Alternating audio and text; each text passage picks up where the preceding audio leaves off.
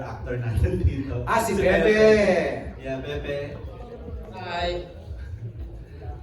Yeah. Hello. Tanong pala, ikaw yung isa sa mga pinaka-busiest actor this year, and then, di ba, of your generation now, sunod-sunod yung project, na halos lahat, kumbaga, successful and blockbuster. Is there any chance na parang namimili ka na ba ng work mo? And kung may mga pagkakataon that you want to work with soon na mga leading lady, halos mga magagandang leading lady din yung nakasama mo, naka-work pa, di ba? Sino yung pipiliin mo? Yeah. Sino pipiliin ko? Na leading lady. Susunod. Parang tinatanong niya, Pepe, who do you have in mind? Sino yung mga sunod na gusto mong makatrabaho? Okay. Pero may iba pa siyang tanong eh. Sige, unahin ko na yung sino pang gusto ko makatrabaho. Dami. Yung Curtis sisters, si Ann Curtis, si Jasmine Curtis, ganun lang. Hindi naman ako mapili sa makakatrabaho. Basta cowboy, yung walang arte. Piling makipag-collaborate. Tanong ni Enrique, si Liza ba daw ayaw makatrabaho? Pwede naman. Bakit nakatrabaho ko na si Liza actually, sila ni Ken sa Forevermore. Kung makatrabaho ko siya ulit, thank you Lord. Thank you, Lods. Ay, yung first part ng tanong ni Alan kanina, na namimili ka na ba daw ng proyekto na gagawin ngayon? Hindi lang ako tumatanggap ng mga proyekto na magpapakita ako ng bayag. Pero bukod doon, hindi naman ako masyadong mapili. Kami lang yun, kami lang. Alan? Okay, thank you, MJ. Thank you, Alan. We have a question here from Rhea Paulos from Rhea for Enrique. It's truly remarkable to see the level of anticipation surrounding your return to the big screen. Now, how do you feel your acting style or approach in I Am Not Big Bird has evolved since your last major project? Atras tayo ng konti. Ano yung last project mo? Last film. Last film? Not together. Alone together. Okay, so has the acting evolved to now? I guess so. I don't know how, but I guess so. Yeah, I think so naman. I think parang less is more. Minsan. Okay. I think. How, Direct Victor, paano mo inalalayan si Ken, especially in comedy? Kasi, and is this your first comedy project, Ken? Full-blown, okay. Well, we did the reunion before na medyo may pagka-comedy. Pero not as full-blown as this. And lead talaga ikaw, di ba? Yeah, tsaka sa lahat ng mga rom-com, may mga comedy instances na. A little bit di ba? A little bit, so medyo. Okay, so Direct Victor, paano mo siya inalalayan? I remember sa first day, parang tinamay ko, weekend, ano yung feeling na bumalik ka sa sabi niya, naninibago ako, may ganun siyang, how do you call this, feeling. Then sabi ko, no, let's just free flow lang na kung may maisip ka, gawin natin, kung nakakatawa, kasi yung nag-jump ka sa table, yung mga ganun na thing. So parang, at the same time din, I think itong dalawa yun, sila din ni Peter, yung parang nagano ng mga gags at jokes sa kanya, so parang naalalayan din siya ng cast. I think you infect with each other's energy. So minsan on the spot or on the scene, gumagawa kayo ng Yes. So they're brilliant comedians. So parang pag pinagsama, it just makes it easier na session pag magagaling kasama. Red, paano nyo inalalayan si Ken? Hindi naman sobrang parang inilalayan. Right. Magaling naman si Ken eh. Tawag doon, more of, I think yung pinaka kailangan gawin is how to do blocking of each other or how to play off each other. Yun yung nangyari. And yun yung maangas din kasi parang never ako nagkaroon ng difficulty with working with these guys. Kasi do you agree that comedy is also needs choreography? Yes. Di ba, no? Timing. Timing Nico, ikaw. Yun, importante yung pakiramdaman, lalo pag kaming apat, di ba? Tsaka ang maganda kay Enrique, hindi siya conscious. Kinis ko nga ito eh. Pag komedyante, dapat kahit magmukha kang pangit sa sinat, okay lang, hindi Yeah. Kasi ang goal mo, mapatawa sila eh. So, feeling ko, nagawa naman namin apat yun talaga. Ayun yung ko na parang hindi siya takot magbukang pangit o tanga. So parang mas nakaka-add sa hindi siya conscious doon sa mga nakakatawang parts, gano'n. And sa mga daring na parts, hindi siya conscious? Hindi. Confidential. Parang mas hype pa siya doon eh. Sa mga parang doon pa siya excited. I feel alive! He felt alive. Okay, the storyline of I'm Not Big Bird illustrates the daring exploration of narratives currently happening in Filipino cinema. Now, how does playing Luis differ from your past roles? And what aspects of the story inspire you to explore more similar projects in the future? Hirap na lang. Well, maybe I think insecurities of himself. Okay. Parang, what he's going through and, just accepting who he is. It's more him no? Sa sarili niya Yeah, That yeah. yung past projects mo, it's More your outward relationship with relationship others. with others and the problem, the situation and everything. Ito, it's sa sarili mo lang talaga ma-discover yan eh. Right. So, yeah, I think that's the difference of it. It's more internal than anything else. Kahit nagkakagulo na sa paligid mo, but mas magulo talaga yung sa loob mo eh. So parang, you might see crazy all around, but ang talagang pinakamagulo is what's inside it. So I think that's the thing that I think. For Black Sheep and Anima, parang do you agree na talagang right now, the industry is parang really exploring different narratives na hindi na katulad dati na may mga formula and go ahead. Yeah, I agree. Kasi I think being last MMFF, it's a testament to that question because napaka iba-iba yung pelikula, iba-iba yung timpla, but we saw the moviegoers going into the cinemas and not just watching one, but watching all the movies of the Metro Manila Film Festival. So that, as filmmakers, artists, alike, writers, that gives us inspiration na lalong gumawa pa ng mga pelikula na gugustuhin panoorin ng mga manonood natin at yung susuportahan ng mga Pilipino. Okay. Yeah, I think with what Chari said, no, I think now more than ever, sobrang gandang gawin at perfect na maglabas ng mga ganitong pelikula. Not just with us, kasi diba, yung mga tao ngayon, nagbabago na rin talaga yung preferences nila and ang bilis kasi ang daming, so what we can do talaga is to offer them variety. And I'm just really grateful and sometimes I still can't believe it na ipapalabas namin to. So, totoo talaga. Kasi, kaya, when we... Wala nang back out ha? Yeah. Okay ha? Saka pati sa media ko, sino ba mag-aakala na pinag-uusapan natin yung mga ganitong bagay, di ba? So, Naninibago po ako. yeah. Binibilang ko ako ilang beses ka napapagano. But, of course, I'd like to thank our bosses, no? Kasi, Right. inallow nila eh. When it was offered to us talaga, sa pinag-uusapan namin, hindi sila din. Wala rin silang hesitation. So, I'm really grateful for that. And of course, the audience, na open sila na manood ng ganito. Hindi tayo sure kung mauulit pa natin, kaya guys, panoorin nyo talaga kasi Grabe naman. When No, you- I think the pandemic, kasi nung na-expose tayo mga Pinoy sa foreign programs, through streaming, Yeah.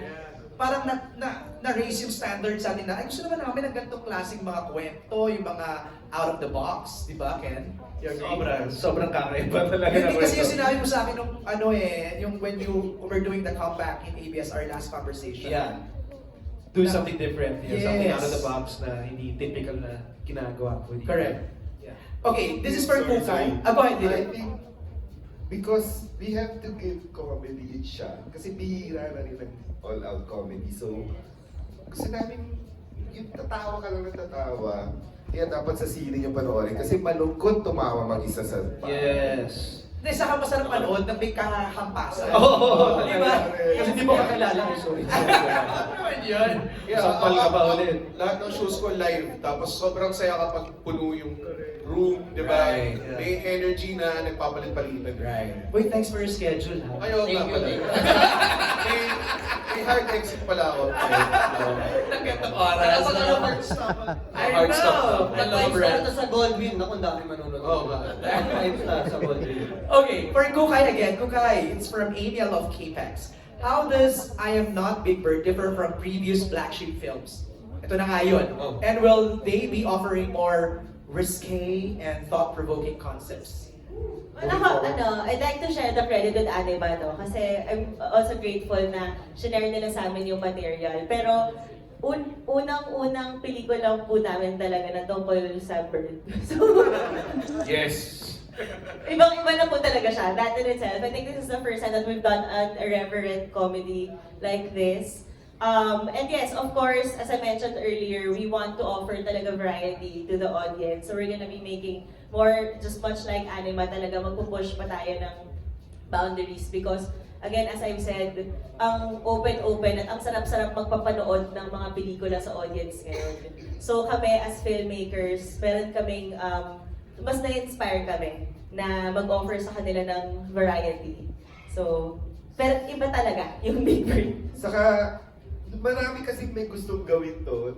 At that first sight lang, yung story, gusto nila. Kaya lang, aside from Black Sheep nag-merge with Anima, hindi siya talaga mangyayari kung hindi umuha si Ken. Kasi the ball just started rolling when Ken immersed with Immerse. Ay, totoo! Oh, doon siya tumakbo bigla. Kasi parang shoot na next week ganun. Kasi Anima and Black Sheep, we co-production. And you'd be surprised because Ken also is a producer of the film. That's right. So talagang we were very grateful that he wanted to be in it and he also wanted to be a part of the film production as well. So nung wala pa si Ken, blackface. Hindi nangyayari. Pero gusto nila, nag-aantay lang ng impetus. Yeah. Tapos ang maganda nung tinanggap na ni Ken, sabi niya, i-push niyo pa. Medyo gago na yung script, pero sabi niya, i-push niyo pa, let's give it a... Paano pa push? Ganun pala. Saka, alam mo kasi, MJ, hindi naman the first film ni Enrique with Black Sheep with us. But I think kung ano yung pareho naman din, I think si Ken talaga, binibigyan niya parati yung commitment niya. And it's not just Ken, it's the cast talaga. Grabe yung commitment ng cast dito sa pelikula. And I think that's one of the things that pinaka nagmamatter, di ba, when we make something, na hindi lang dahil wala, rarakitin ko to at kailangan ko ng pera, di ba? As in, iba talaga yung commitment nila doon sa pelikula. And I think yun yung mas nakaka-inspire for us. And that's why we're so proud talaga of this film, both Immerse, Black Sheep, and Anima. Kanina when you were asking if when you were developing it sa blank space, yes, it was. And then, but It was, right? But we knew who we wanted to get. We wanted to get someone like Ken, and we were very glad to have him as Big Bird and Falcon. Thank you. Kung nalaman namin Ken, siya kasi yung ang wagas-wagas na ang sarap bastusin. So kaya yung kombinasyon ng pagkawagas Yun ang hinahanap mo, Lilith. Tapos, Saka yung pwede Mas siya, willing siyang magpabastos. yung pwede siya kayang dumihan, yun yung brand of comedy niya, that contrast. Ang linis kasi At saka kinis. Palahura gaming ganun. Makinis ka daw, Ken. You know it, baby. Joke lang. Okay, ito maganda tong next question ni Emil for Ken. While I Am Not Big Bird seems to be promoted as a fun adventure comedy, it also seems intent in exploring hegemonic ideas of masculinity, causing issues on how men perceive themselves and their bodies today. Now, defense. It's always been hegemonic. It's always been Hegemonic? Ano sabi? Hegemonic? Hegemonic. Sakit po ba yan? Hegemonic? With the film touching upon sex, body image, and sex standards, how does the film reflect current standards of masculinity?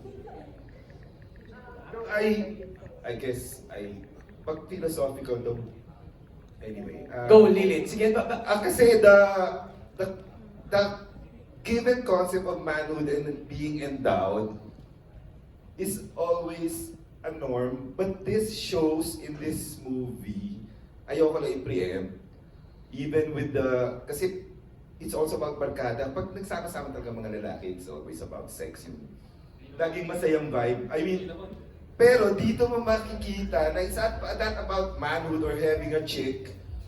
It's really keeping your friends. Yun ang hindi lang pala pag-uusapan eh. Yeah. Na ang dami-dami yung struggle with your girlfriends, with your trabaho, pero minsan nakakalimutan yung friends. Pwede mawala ang lover, pero ang friends pag pinabayaan nyo sayang. So this has a big heart. Yes, and it's not about the size of your package, it's always the size of your heart talaga. That really matters, di ba? Yeah. Siguro, tama diba? Emil, thank you for that question. Yung question is about masculinity, di ba? Na parang sinasabi na baka nga yung pelikula mas pinipili lang or pinapakita lang yung gano'n. To add to what si Lilith is saying earlier, kasi yung manhood naman, besides sa sinasabi niya, it's not just that, it's, di ba, you admire a man when you know that he fights for something.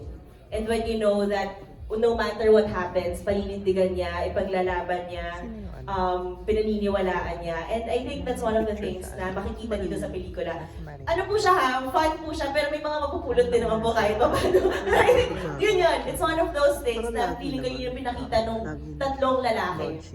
And four, si Bebe. Yan, sila. Yun yung mga pinakita nila na may, yung pagkalalaki, hindi siya sa size, hindi siya sa, itsura, what you have, it's how you fight for something and how you will stand by it and hindi ka manlalaglag. Kaya siguro doon pumapasok yung Correct. friendship. Tama yan. It's quite hegemonic actually. Hegemonic. Hegemonic yung may sa demonyo. Hindi ko alam. Hegemonic ba? Ganun ba yung pelikula? Joke, hindi, Ngayon mo lang na-realize. Oo, ganun. I mean, when we were making it, parang, hinugot ko siya sa mga experiences ko with my friends, gano'n na there's this topic called, parang fragile masculinity. And in here, parang, it's taken in a way na they're really fragile, that guys talk about their feelings din. And it's so hard for guys to talk about feelings with their other guy friends. So may ganun siyang hegemonic statement, gano'n na, di ba? So, yeah. Ako, dagdag ko lang din kasi yung setting na ito is hindi siya, parang di ba, hindi siya now. So di ba now, early 2000, so ngayon medyo meron ng mga toxic masculinity, ganyan. So nung binagay namin siya dun sa era na although meron na, pero hindi pa siya talked about. So parang gusto rin namin pakita na hindi porket puro lalaki nga ang bida, lalaking writer, panlalaki yung comedy, hindi lang siya panlalaking pelikula. So I would like to add, when we started this, the theme was the reverse of women objectification, mararanasan ni Ken. There was a reverse na paano nangyari pag na-reverse now, you know. Right. Kasi parang madalas napapanood natin na yung babae lagi vulnerable, ganyan. That's And right. you rarely see men in cinemas or in films na showing their vulnerability. So with Big Bird, with this film, we have an all-male apparent cast, but we show the other side of a masculinity na men could also be vulnerable. And in reality, sa totoong buhay, napapakita nila yun with their guy friends. And they're just also human. Na Right. hindi sila laging malakas, hindi sila laging tough. And they also have feelings, just like women, just like any other human being. Beautiful. Grabe. Palakpakan naman muna yan. Riveting. I take This is defended. Shari, ikaw na. Okay, marami pa tayong tanong dito from Charmy Joy Pagulong of the Philippine Star for Victor, Joma, and Lilith. Why is this a perfect movie to watch on Valentine's Day? Ako kasi as a single guy for a long time. Wala na akong How long? kasalunod na scene. How long? How long forever? Di ba? Mga 13 years. 13 years na ako single, so sanay na akong hindi nakipag-Valentine's Day. So, pero this time, mas mag-enjoy ako na manood ng scene sa Valentine's Day kasi syempre yun nga, this time for the guys naman, this time comedy naman, this time hindi naman masyadong I don't wanna say na na puro chick flick ang pinapalabas pag Valentine's. So ito ay isang chick flick, pero masaya. Chick flick. Kasi, writer ka na. Lilith. I think tama yung sinabi ni Ken, kung meron kayong ka-Valentine's Day, hindi yung what big you have, humor can get to a woman's heart. Laging panalo yun. Tapos kung barkada naman kayo, magsama-sama kayong walang jowa, kasi masarap ng comedy as group yan sa sinehan, so enjoy it. Sabay kayo mag-J. Correct. Tapos yung, Champion. makikita niyo yung